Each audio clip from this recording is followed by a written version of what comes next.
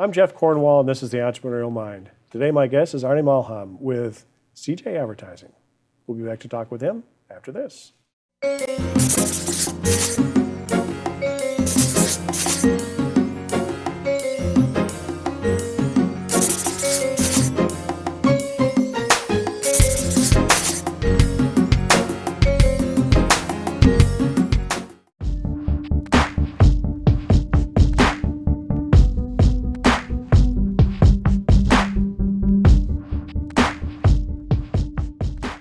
Welcome, Arnie.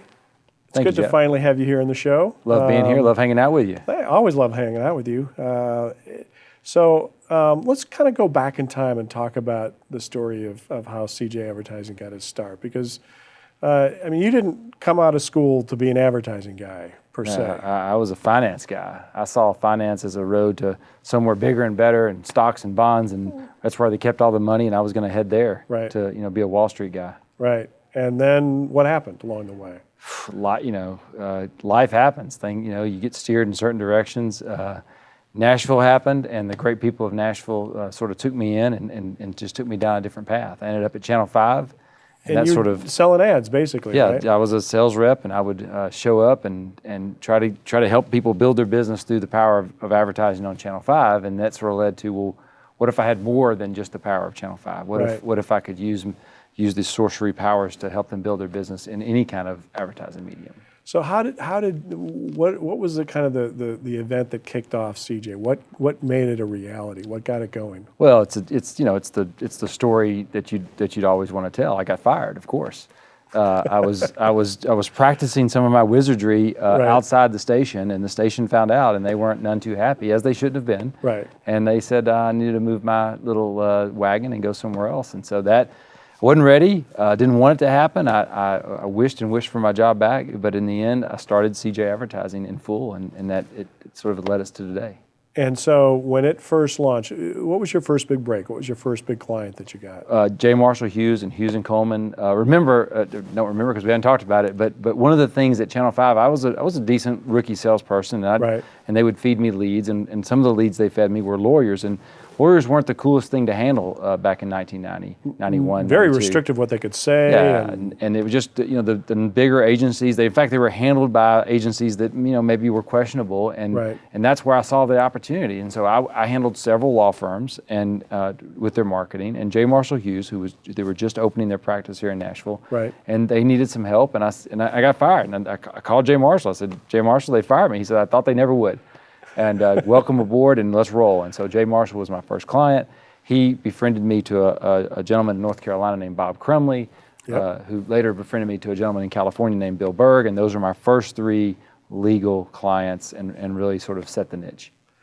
So, and that's the niche you've stayed with ever since. I mean, and talk about your discipline in that, because, for many of us, it's hard to stay that disciplined within a niche like that. Right. And you have stayed on that one rail and ridden it hard and ridden it well. How have you stayed that discipline all these years? I like to call it, gradually, and then all of a sudden. People say, boy, you guys became really successful quick. Well, 21 years, if you call that quick. We're an overnight success in 21 years. It just took no time at all. And so, but I could even say this wasn't on purpose. Like, we tried to go other directions, but this was what we knew, and we were really good at it, and we built and measured, and sort of the new today's language is sort of black box thinking. Do something wrong, figure out what you did wrong, and then make it right. Right. And so we were doing that all along. We just kept doing it wrong on our way to getting it right, and documenting it along the way so that we had a clear path. Every client we brought on, we had a little bit clearer path.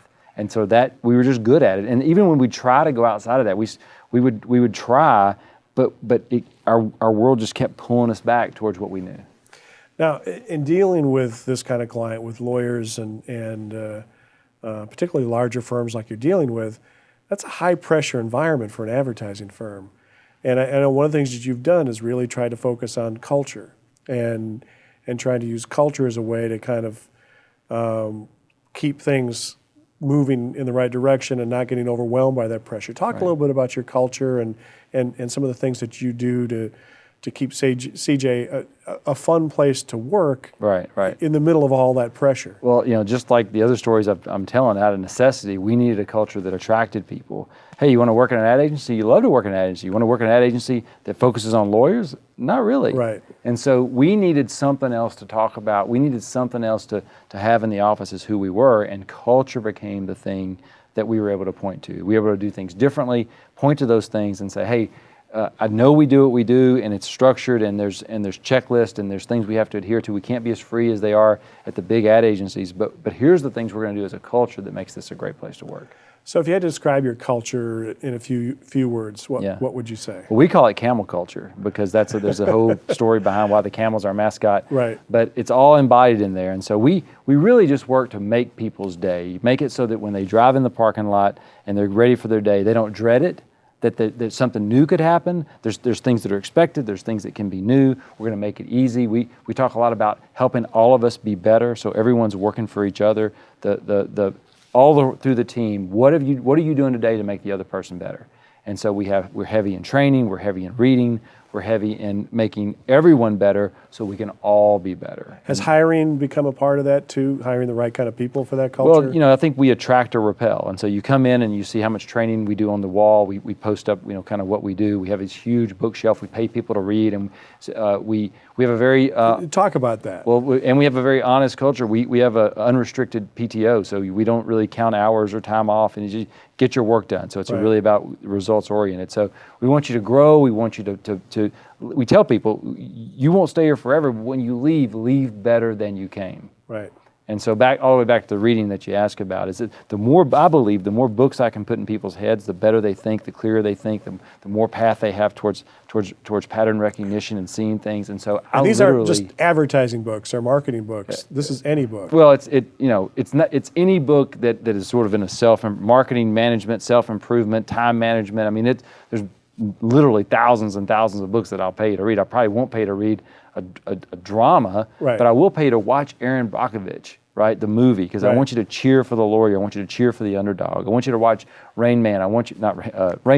Right. I want you to watch Civil Action, things like that. I want you to watch Hot Coffee, a documentary about what happened to the poor woman in New Mexico that everyone thinks spilled a little hot coffee and got a lot of money. This woman was seriously injured due to very clear negligence by a company only for profit, and that's why she got the money she got, which she never got, by the way. Right. So I want people to understand those stories. I want to understand Blink and Switch and the 10-mile march. Anything that helps them see and recognize patterns faster makes them better, makes our company better.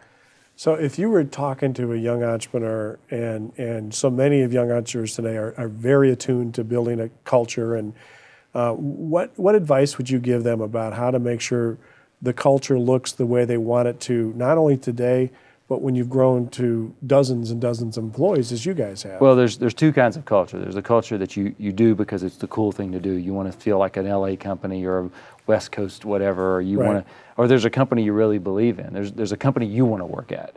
And so I've spent a lot of time in this area because people hear about our stuff. We give tours of our place and we show them what we're doing. I'm asked to go places. And the telltale is, tell me about some of the things you're doing, meaning I'm talking to the leader, and tell me about the things you participate in. If you're not participating in your own culture, then you've built it for show. Right. But I enjoy coming to work too. I spend time there. I want to bring my dog to work. So we have dogs at work.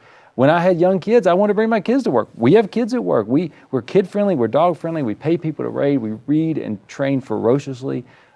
We work when we know we can get the work done at our best time, not when I tell you to work. I mean, our culture matches the lifestyle or the workforce I want to be in, and so that has to ring true for other leaders. Don't build a workplace that is not for you. Right. That's great advice. Arnie, thanks for coming in. I'm glad I finally was able to get you here because it's some wonderful insight and wisdom for a lot of people to follow. So thanks a lot. Thanks a lot. Thanks for letting me talk about all the things we do wrong to get it right. Thanks.